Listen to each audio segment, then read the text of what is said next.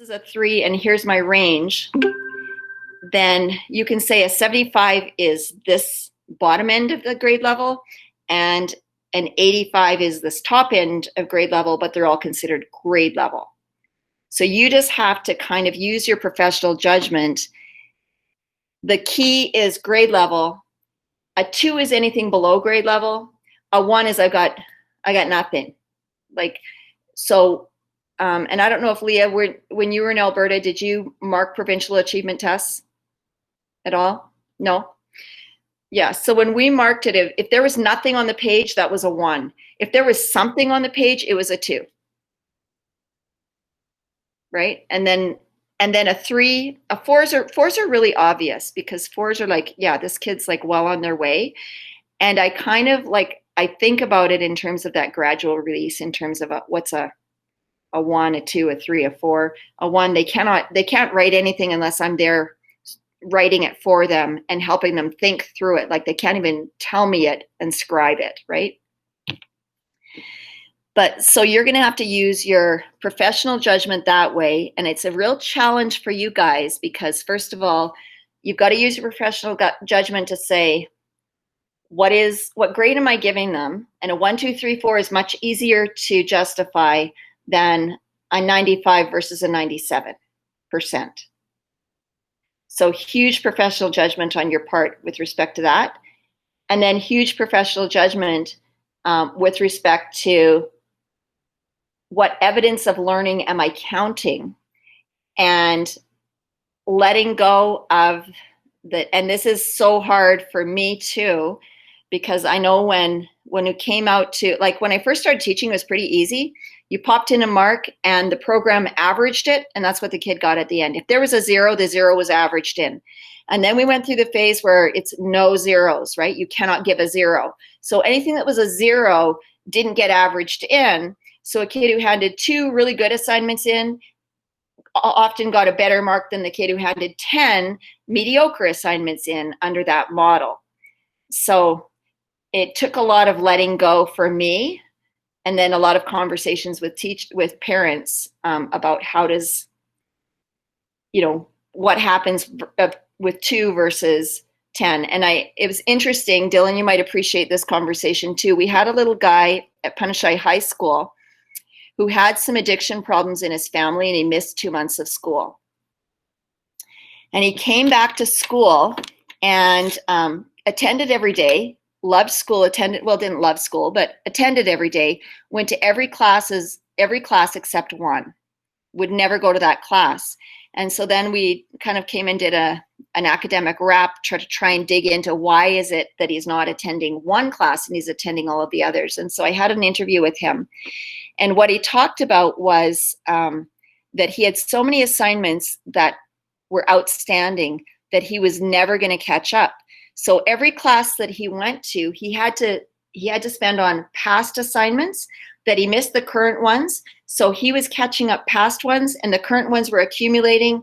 And so he just had this list of things that he could never catch up. And so it took a lot of deep convincing to have that teacher talk about, okay, what evidence do you have based on the outcomes that he's handed in based on so he had 2 or 3 things. He was sitting at a 30%. I said, okay, so if you didn't have any of these other assignments, what marks did he get on these 3 things? 75%. Then his mark is 75%. And the teacher had a really hard time letting go of that. But we would have lost that kid if we'd said you have to be responsible for all, 30 assignments that you have missed, because when we averaged those in, you're now at a 0. So that's a really difficult thought for you guys. So is that kind of the idea that we're running with here? Because I'm sure many people are in the same situation as I have. I have only kids that have done a couple assignments. So we're just going to give them the mark that they got on the assignments that they got on the report cards, and then write in the comments, this is what they got, but they've only done these 2 whatever things, kind of thing.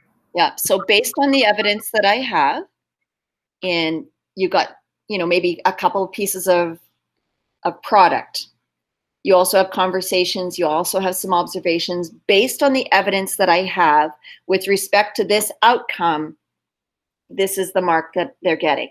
So in your comments, you could, so if it's ELA writing and they got a 60%, you would put 60%.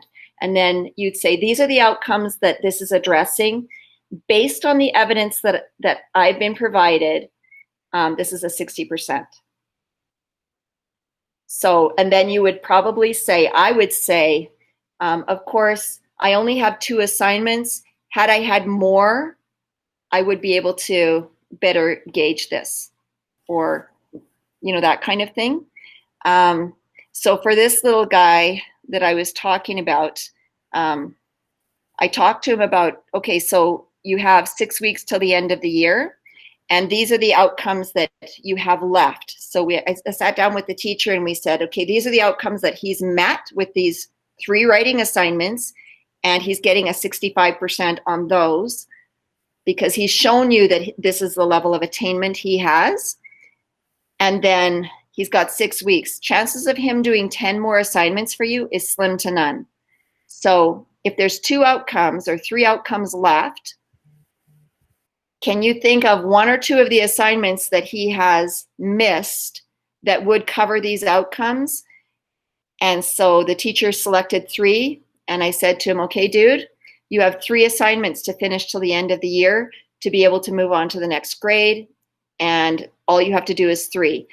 So the trouble is, when you do lots of assignments, you have lots of practice and lots of chances to show what you know.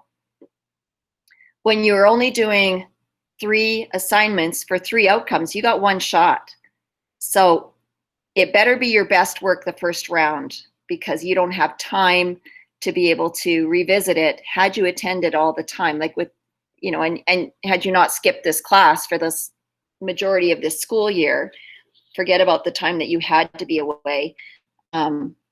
More assignments means more practice and getting better and better. So Kelly.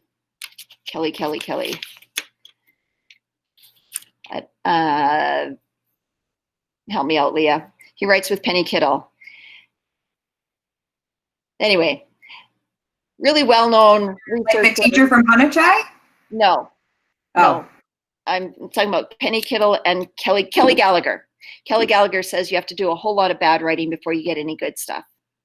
So the more kids hand in, the more products they have, the more that they can get feedback, and the more that you can kind of assess and relook at it. The conversation we had with Sask Math this morning was about, we were looking at, like I said, the assessment piece. And so we said, well, how much assessment, when do you know that you've got enough assessment? And it's, well, as soon as you have enough evidence that they've attained the outcome. But that doesn't mean that spaced practice isn't important, because spaced practice helps you to consolidate that learning.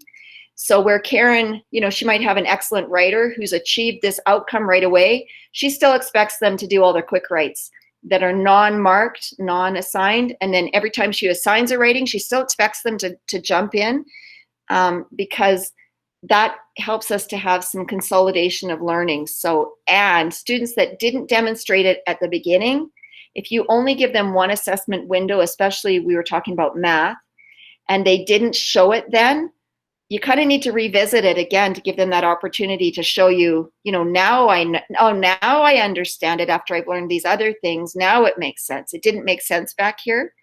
So if you only give them 1 opportunity to show you what they know, then that spaced practice is missing. So that's kind of the conversation around that. So do we give an overall 1 to 4 as an overall grade, or do you give it 1 to 4 in every subject? I'm not sure about what your report cards looks like, Crystal, but Krista, I would think that you'd be 1 to 4 in every subject that you are teaching. Now, we have said that you're focusing on ELA and math to start with, and some of you have done social studies and science, and please tell me that you got your e-textbooks and all of that, because those did arrive. Nods? Yes, okay, good. So every subject that you have evidence in, you would give a 1 to 4. Every subject that you are teaching deliberately and giving outcomes. Now, if you've never done phys ed, you can just put a comment in there. Phys ed is not a subject that we've addressed this. I haven't taught this. So they're not getting a 0 because their parents are saying, what? You got a 0? No, we haven't addressed this. So these are the subjects that I'm reporting on, and this is where I have evidence. And then you have to just select the evidence that will give you the information you need to be able to make that determination of outcome attainment rather than how many assignments and what's the average. I hope that makes sense to everyone. Can I ask a question, Catherine? Absolutely.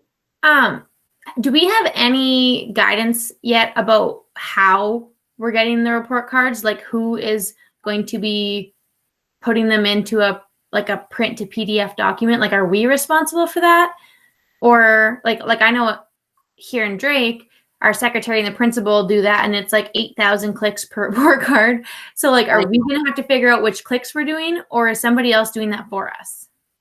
Well, that's a really good question, and I will answer it by saying this.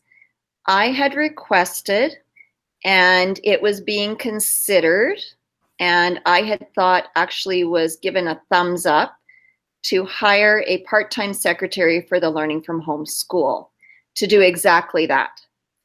So I don't know what exactly has happened with respect to that, but let me revisit that on Monday when I'm back in the office and can kind of nail somebody to the fire with respect to that, because that's something that no teacher has to do, and secretaries are really adept at doing that.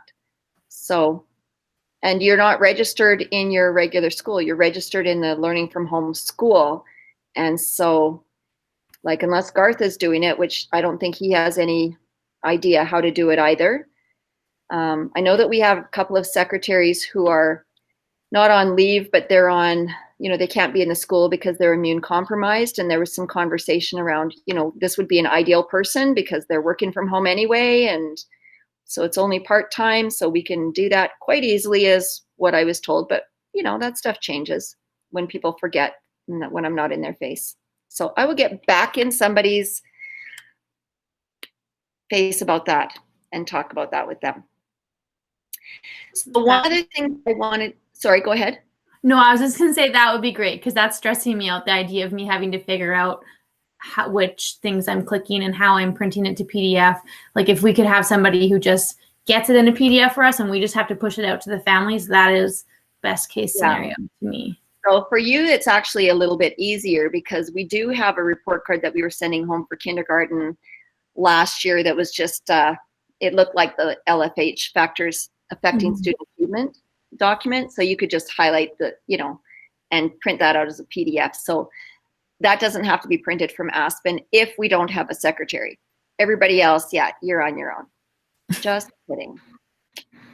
The other thing, I know that Kelsey had mentioned the letter about the expectations kind of from parents for what their roles are for a learning from home school student in their family. We talked about possibly having that letter mailed out with the report cards would be amazing. I would draft that letter myself, and let me just make a note to myself that I need to. So this is a learning from home letter about what you can expect on the report card, as well as expectations for parents with respect to supporting learning from home. So right, and like we talked about the fact that they have become the enforcers, right? Like when we have all of these kids sitting in front of us, we can say to them, no recess until you finish that math. Right. Well, when we can't even get them on a computer in front of us, we don't have that ability anymore to actually say, no art today, we've got to get this writing sample done. No this today, until you get this accomplished, right? So having a letter for those parent expectations would be amazing. Okay. I'm just going to put it on my list of things to do because I think I know exactly what you're talking about and I know exactly how to do that. So, and I was just thinking about something with respect to that. As you were talking about parent expectations, we did have a return to school kind of document for parents that talked about the contingency of learning from home and what the parents should be, like your responsibility, not just the teacher's responsibility. So it was a partnership document, and I think I can tie that in really easily and quite well. Oh, I know, as you were talking, this is the thought that this was my big aha moment as a teacher, and I'm just going to give it to all of you little babies because you haven't lived as long as I have. So I used to say, you can't go out for recess until this is done. If you just switch it, it changes the whole world. You get to go out for recess as soon as this is done. You can go to gym as soon as this is done. You can go home as soon as this is done, right? Or we get to have snack as soon as this is done. So it's like more positive framing. So there is like, it took me 30 years to finally figure that out, and it just totally made my life better. So that student who says, you can't keep me in, or that parent who says, you know, you can't keep my child in from recess. I'm like, yeah, I didn't. It was his choice, right? He chose to, because, you know, I gave him the option of, you know, do your work right now because you can go out for recess as soon as it's done. I didn't say he couldn't. I said he could. So there you go. Great wisdom. It may be all that I have.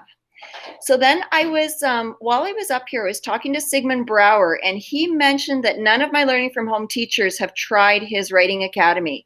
And so I want you all to do me a huge favor, because we paid for this, and we specifically paid for this licensing for the contingency of students who are learning from home. And I'm just going to show you this. This is his Story Ninja approach. So he has, I believe this is for grades 3 to 8, and I think you could probably pop your 9s in there. So I'll send you the link. Grades 5, 6, 7, 8. Yeah, so 3, 4, 5, 6, 7, 8, and I might pop my 9s in there. Now I'll tell you just a little bit about Sigmund. He was our writer in residence for a lot of years. And I worked with him quite tightly because I kind of had to keep, I don't want to use the word leash, but I kind of had to, because he's really dynamic and he's really fun and he's really engaging to kids. But I had to kind of put a teacher lens on what he was doing. And I don't know, Leah, if you remember even working with him or if you had a chance to work with him, but very dynamic as a presenter. When he's like doing these assemblies, he's like all over the place, and he's kind of like all over the place. And he was kind of like a little kid, and I'd have to say, well, actually, you know, more poop in a story does not make it better. So you can't say that to grade 3 students. Like, you just can't. So, I mean, he's just kind of a little kid at heart, and he's quite enjoyable, and kids love him. But I really had to kind of focus what he was doing. And I don't mean that in a negative way, because he was wonderful, but sometimes I would have to put that teacher lens kind of on the work that he was doing, because he worked with us over 3 years, I believe we had him. So the first year I asked him to help me get our middle years kids engaged with reading, because when we looked at our reading data, all kids we had more kids above than below grade level up until grade 5, and then they crossed. So if I'm looking at a line graph, grade 1, grade 2, grade 3, we had more kids above than below. We had a high level below, but still more kids above than below. But at grade 5, they crossed, and which meant that we had more kids below grade level than above grade level. And that was really scary. And that continued up until grade 10, 11, 12, we only assessed kids that were struggling anyway. So when we first started, so that trend continued. So we brought him on board, and I said, all I want you to do is I need you to get our middle years kids excited about reading. And I mean, we were doing a lot of things ourselves. I'm not going to attribute everything to Sigmund, but he worked really hard and engaged teachers and classes. And by the end of that year, with everything that we were doing, those lines did not cross ever again, and they haven't since. So I kind of like, that was part of it. And then when I worked with the grade 9s at Punashai High School, we had a group of kids that for some reason, they didn't have a consistent teacher. So one teacher was on sick leave, one was on mat leave, somebody else was on a different leave. And they came from different schools, different feeder schools. And so they weren't kids that had grown up together. Like some of you have kids that were in kindergarten together and now they're in grade 9 together and then they're in high school together. These kids all came from different, and they're almost rival nations. And so this class was explained to me that they were a gang mentality, which was interesting because I watched them and they actually were. They did what middle years kids did best. At one point, they had 2 full-time teachers with 9 kids in the room and a revolving door of kicking kids out, bringing kids back. And it was just a game for them of how do I get on my teacher's nerves. And so we had to really work to turn this class around. And part of it was engaging Sigmund. He was writing a book about animals in war, and he brought in a Cree character, and they became consultants on his book. And I mean, there was lots of things that we did, but I think that was a really key piece. If you find the book Innocent Heroes, you'll see all of these kids' names listed in the front of that published book as consultants. We did a book launch, and that class, it turned that entire class around. So that was the largest graduating class from Punashai High School of kids that started in grade 9 and graduated in grade 12. And those kids, when they went to grade 10 from grade 9, the teacher commented about how easy it was to get them to, like, they were just willing to try everything, where every other group, there's a lot of pushback and a lot of, bad habits. And these kids it changed them completely. So having said that, I just want to give a little plug for this because I think there's some value. And there's also some support for you in teaching writing with having Sigmund involved. And I had this conversation with Sigmund, and this is why I think that it's a powerful tool for you. I said to him once, Sigmund, why do we need you? And he said, well, you need me to help kids to write better. And I'm like, actually, I have teachers who are really competent at that, and that's their job, and they get paid to do that. So no, I don't need you to do that. So why do I need you? He said, well, you need me to help teachers to teach better and to show them how, because I talked to him a lot about how do you teach, how do you model, how do you scaffold learning when you're going into classrooms. So we talked about that teaching model. He said, so you need me to show teachers how to teach because I'm teaching him how to teach? I'm like, yeah, actually, no, I don't need you to do that. We have teachers who are very competent and they have professional development opportunities, and we have coaches and we have administrators and lots of people whose job it is to support teachers. So no, I don't need you to do that. So why do I need you? And he said, I don't know. And he was a little worried that I was going to fire him at that point. So I said, I need you because you're a writer. And what my teachers need is to see how what they're asking kids to do is enacted by actual authors. So when you give a mini lesson or a session with kids in a Zoom session around how do I find ideas, I want you to talk to them as, I'm a writer and sometimes I get stuck and I don't know how to find ideas. So here's what I do. Or if you're talking about really great beginnings, talk about how many drafts you go through before you settle on the just right beginning, and how, this book starts this way and this book starts this way, and what was your thinking and all of that. So that's the power, I think, of having an actual author doing this kind of work. So because we've already paid for this licensing, I just want you to do me a favor and pilot it for a little while and just tell me what you think. I haven't really had a chance to look into it, but I know that it's kind of designed for online learning kids. And it's based on the work that I did with him in designing curriculum opportunities, mini lessons from an author's perspective, not from a teacher's perspective. So it should be able to support what you're trying to do and take a little bit of a load off of you in terms of having to engage kids. And because he's very, very dynamic, he's very engaging, he's fun, he's loud, he's kind of obnoxious. Well, quite obnoxious, but you don't always have to, you can maybe turn your sound off, whatever. I don't know. I'm going to attend his sessions next week, but if you guys could think about that, I'm going to give you this link. And you should be able to log in. I'll send you a copy of the email from him that talks about how you log in, because I'm sure it's buried way deep in your stuff as it is in mine. But just give you a chance to see how do your kids log in. And if you wouldn't mind just even popping in for a little while. Now, this might not be the best time because you're worried about report cards. So after that, if you wouldn't mind doing that, it would be fun. So, Catherine, can I share something? Yes, please.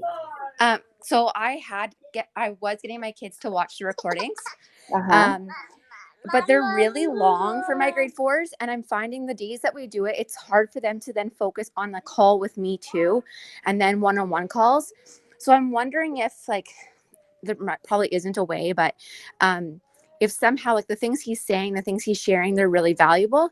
But if the videos somehow could be shorter or broken up into shorter parts, so I could share those over 2 days instead of getting the kids to do it all at once.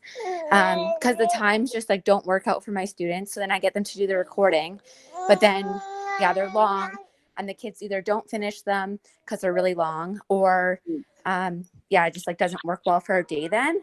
So that was my next question about that. Anyways, that's my only feedback I have so far. You know what? That's really great feedback. And I will definitely touch base with him about that, because I did talk to him about that as he would, when we first were doing recorded sessions, and, the concept of the mini lesson, just pop in with a mini lesson rather than a full video that lasts so long. And okay, and before I get too far along, I want you guys to see this. Can you see this?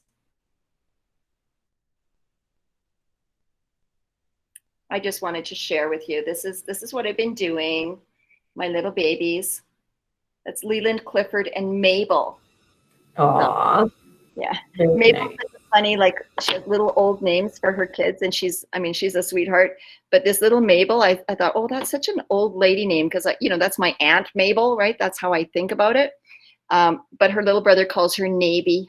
He says, where's baby Navy? So it's just dang cute. So you can make anything cute. Anyway, she's beautiful. So, all right. So Kels, I will ask him about that.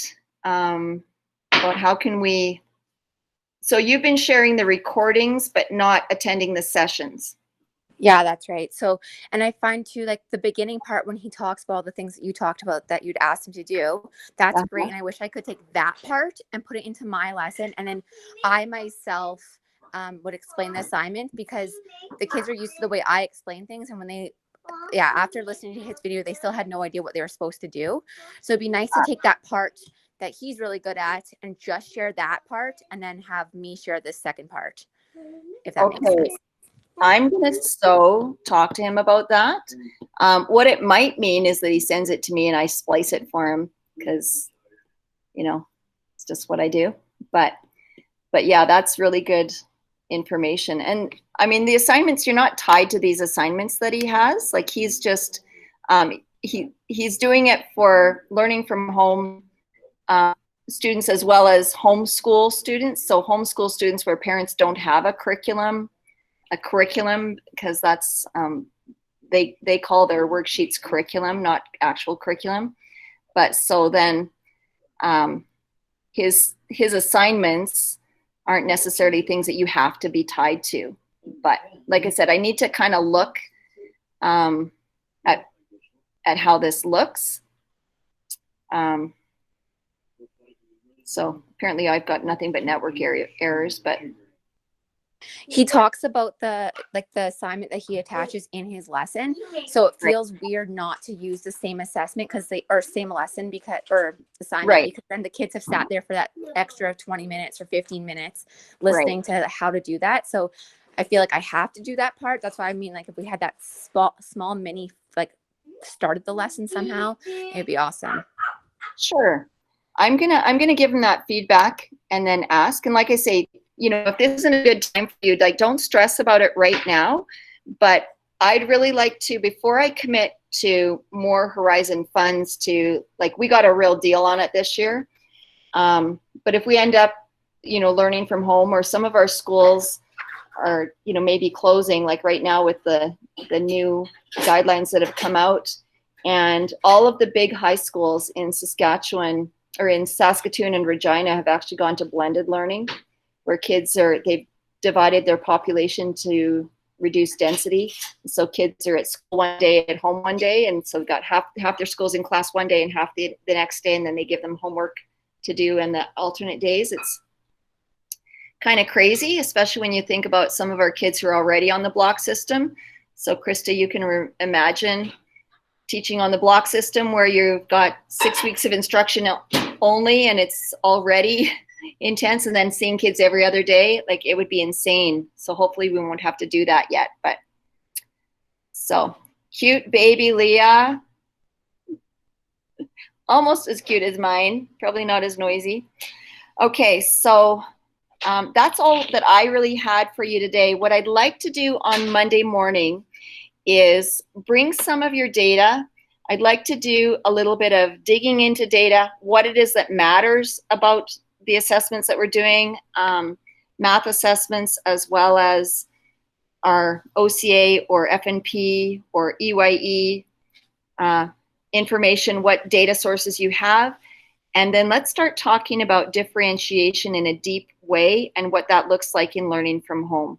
Because I think that is the key piece that separates you guys from distance education courses and course delivery.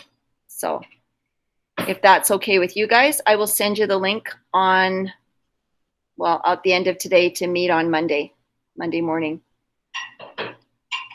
Works for everybody? Okay, just a quick around the room. I didn't do this at the beginning. Dylan, how are things going?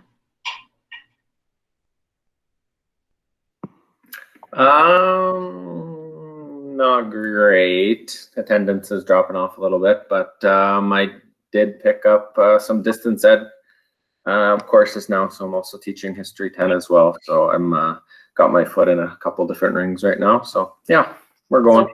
So how's that going with distance ed? Learning curve. Moodle's new to me, so I'm learning how to do that. So yeah, it's fun. Well, thanks for doing that. I know that helps out a lot. So they tripled their courses and their numbers of students in those courses. So yeah, definitely. Yeah, you and Chanel both appreciate that. Leah, how about for you? Things are going okay. We've kind of, now that I have the social studies textbook access, we've started doing some more of that. Did my first Jamboard successfully this morning. Oh, yay! Until one of my kids decided that he should develop some Jamboards while I was doing the rest of the teaching and pin them in the chat. So that was fun. I'm getting new students daily, so that's been a challenge because I just got 2 new ones for my tuna, and they did the science unit that I'm finishing up.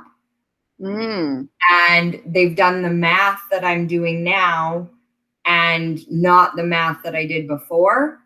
So now I have to do a math lesson for everybody else and then find time to meet with these 2 to redo last unit. So that's going to be, I think that's going to be the story of my life as I get new kids, and they've had random units depending on who their teacher was and what order they teach their lessons. But because it was square roots and Pythagorean theorem, which follows further on in their math careers, I'm going to go back and go through them much quicker than I did with my whole class, but I'm going to meet with them on a regular basis and do that and have them scrap integers with their classmates. Perfect. Yeah. And that's just the challenge, hey, when we have kids flowing in and out. It's just the nature of the world right now. Well, and we had the same kind of thing in Raymore, right? Like you'd have kids that came, for 3 months and then they were gone and they went somewhere else and they came back, and you just have to do the things. Uh-huh. Awesome. Krista, how are things going for you?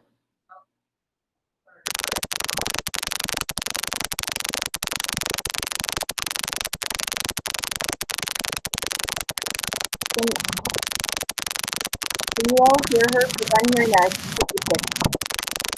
You can't hear you, Krista. There's something weird going on.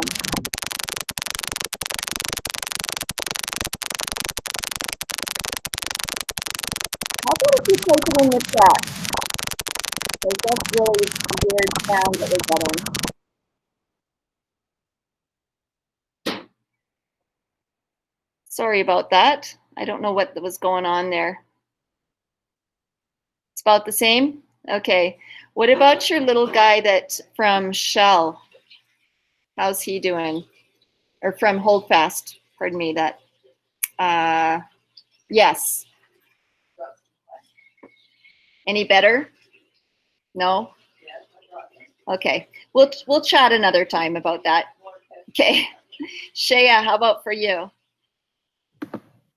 It's going pretty good so far. I mean, I'm trying to learn all the F&P stuff, so that's been fun. Yeah. Did some testing with them today, so I might have a few questions to email you about after. Perfect. Krista, I don't know what's going on with your computer. It sounds like it's like, I don't know. It's like you're speaking a foreign language. You've got some code coming in. So, Karen, how about for you? Well, to me, it's actually going really fantastic. Maybe it's because it's grade 9s, I don't know. But I got 2 new students, but I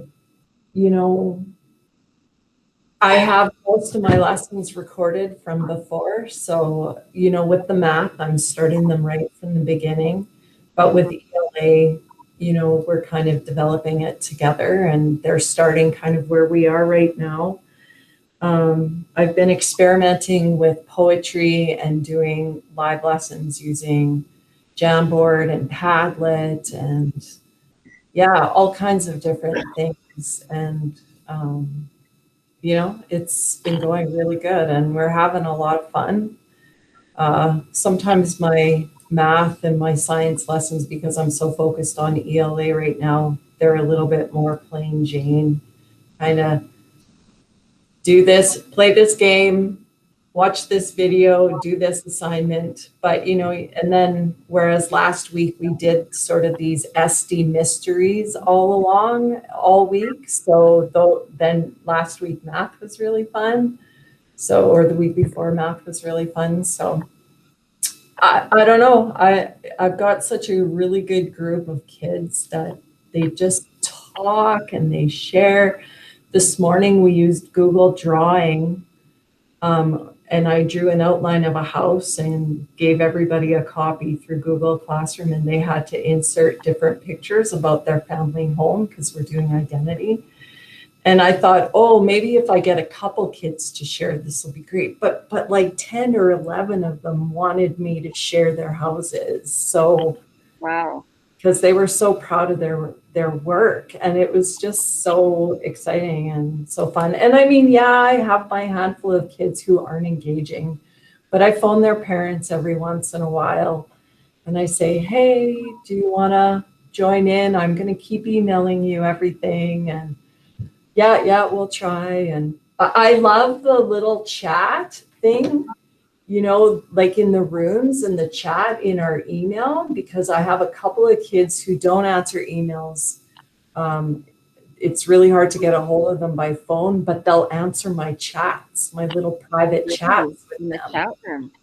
Nice. So I said to them, I'm going to check in on you here each day. So because they don't come to the meets, but I'm just trying to encourage them to do the work as much as they can. So. Well, it gives you an opportunity to have conversation even where it's safe. Well, and so we're going to try not to hate you because you're beautiful, but you're having a lot of success and you're going to reap a lot of success there. So good on you. Good on you. So at some point we'll have to have you share. Has anybody else tried Padlet or Google Draw? Okay. Well, we might just have to do some drop the mic sharing on Monday. So be warned. Might be a show and share. Nearpod. Haven't tried that either. Never heard of that. Okay, Alexa, how about you? It's been going about the same. I've been doing lots of F&P testing this past week and last week, and we just finished up a few units last week. So we're starting a new science unit and a new ELA author study unit. So that's exciting to get those going with the kids. And yeah, I'm excited to see where that all takes me. Fantastic. Love it. Michelle, how's it going for you? It's going about the same as well. Feeling really tired this week. I'm not really sure why, but just a tired week, I guess. Fever and a cough? No cough. Just in case. It might have something to do with report cards, F&P, and all the other daily stuff. But I had the kids do presentations this week. They presented a timeline of their life. They had to talk about 5 main points of their life so far. And one of my little guys showed up in a suit jacket, glasses, a pointer, and he had his timeline on a board. And he was so proud and so excited. And it was the cutest thing I've ever seen. I wish everybody could have seen it because I almost cried. It was so cute. It was just the most adorable thing. I loved it. Did you record it? It was recorded on our morning meeting, so that's recorded. That's a kid president kind of stuff, hey? It is. He really takes initiative, so yeah. Too adorable. Yeah. Yeah. So cute. Yeah. Some of my best stories come from teaching grade 1 kindergarten. They're adorable. Yeah, that's so sweet. Well, start collecting them because you might write a book one day and it'll be heavily read and empathized by every teacher everywhere. So that's adorable. All right. Well, if anybody else has any more questions, just I'll stick around till everybody's left if you want to chat with me. And then otherwise, I'll cancel tomorrow's. I've forgotten that I'd put it in twice. But today, because I was with Sask Math and online anyway, and tomorrow might be a travel day, I thought, well, let's just go with this one. And I forget who was asking. Oh, in the chat, was it yesterday that I was solving your problems, Leah, or Monday or Friday or someday? And they were like, are we meeting on Wednesday? I'm like, wait a minute, I didn't give you a link. So in my blonde grandma moments, I kind of added another link, which worked better for me this week anyway. So thanks for showing up, everybody. Appreciate it. And I really wanted desperately to connect with you, Leah, while I was in Calgary. I'm like, yes, we're in the same place. But I couldn't drag myself away. So, and there's COVID. That's the answer to everything. Yes. And then there was COVID.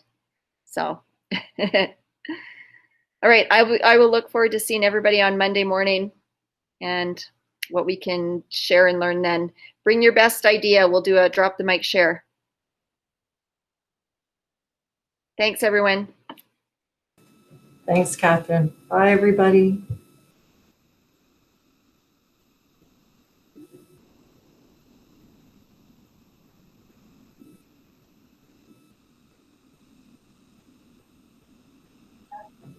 Leah, did you want to talk to Catherine?